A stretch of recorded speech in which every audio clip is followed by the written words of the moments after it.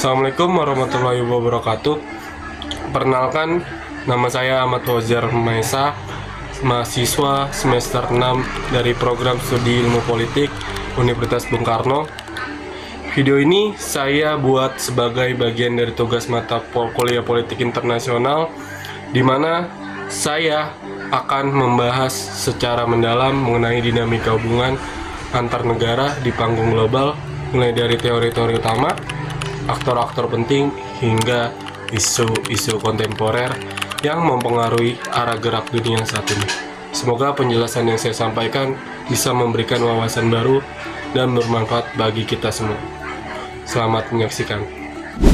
Dunia ini terus berubah, negara-negara saling berinteraksi, berkoalisi, berkonflik, bahkan saling mengaruhi tanpa harus mengangkat senjata.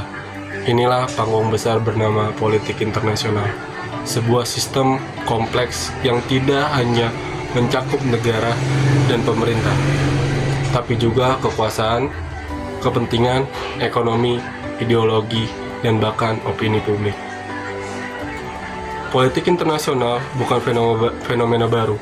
Sejak zaman peradaban kuno, dari kekaisaran Romawi hingga dinasti Han di Tiongkok, hubungan antar negara telah menjadi hal yang menentukan arah sejarah. Namun, setelah dua perang dunia dan perang dingin, politik internasional mulai dibingkai secara modern melalui hukum internasional, institusi global, dan keseimbangan kekuasaan. Hari ini, politik internasional dijalankan oleh aktor-aktor utama seperti negara, organisasi internasional seperti Perserikatan Bangsa-Bangsa, aliansi militer seperti NATO, serta lembaga ekonomi global seperti WTO dan G20. Tapi siapa sebenarnya yang berkuasa di panggung global dan apa yang menjadi taruhannya? Inti dari politik internasional adalah kepentingan nasional. Setiap negara ingin melindungi kedaulatannya, menjaga stabilitas dalam negeri, dan meningkatkan kesejahteraan rakyatnya.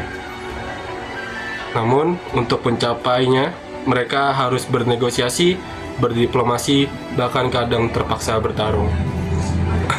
Kekuatan negara, mulai dari militer, ekonomi, diplomasi, dan teknologi, menjadi alat utama untuk mengamankan kepentingan ini. Amerika Serikat, Tiongkok, Rusia, Uni Eropa, masing-masing berusaha menyeimbangkan kekuatan dan pengaruhnya di berbagai kawasan dunia. Untuk memahami dinamika ini, para ahli merumuskan berbagai teori politik internasional. Misalnya, realisme yang melihat dunia sebagai arena kompetisi, kekuasaan, dan kepentingan. Atau liberalisme yang percaya bahwa kerjasama dan hukum bisa menciptakan kedamaian. Ada pula pendekatan konstruktivis yang menekankan peran ide, budaya, dan identitas dalam membentuk kebijakan luar negeri. Di abad ke-21, politik internasional menghadapi tantangan yang semakin kompleks. Perubahan iklim, krisis pengungsi perang, perang cyber, terorisme global, pandemi, dan ketimpangan ekonomi. Tidak ada satu negara pun yang bisa menyelesaikannya sendiri. Dibutuhkan diplomasi, solidaritas, dan visi bersama. Namun pada kenyataannya, dunia masih terpecah, blok-blok geopolitik terbentuk, perang dagang, sanksi ekonomi, konflik wilayah, dan perang informasi terus berlangsung di satu sisi. Globalisasi mempererat kerjasama, di sisi lain nasionalisme dan populisme menantikan gaya. Adapun contoh konflik politik internasional, yaitu Perang Dunia Kedua, perang global yang melibatkan sebagian besar negara di dunia. Dimulai pada tahun 1939 dengan invasi Jerman ke Polandia. Selanjutnya, Perang Dingin.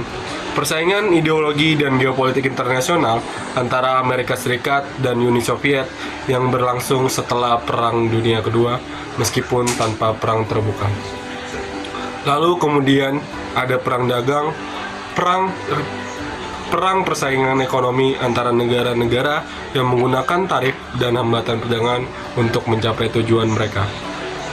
Yang terjadi pada sekarang antara negara Amerika dan China, di mana Amerika menetapkan tarif yang sangat besar terhadap negara Cina. Lalu Cina membalas dengan tarif yang lebih besar lagi terhadap negara Amerika.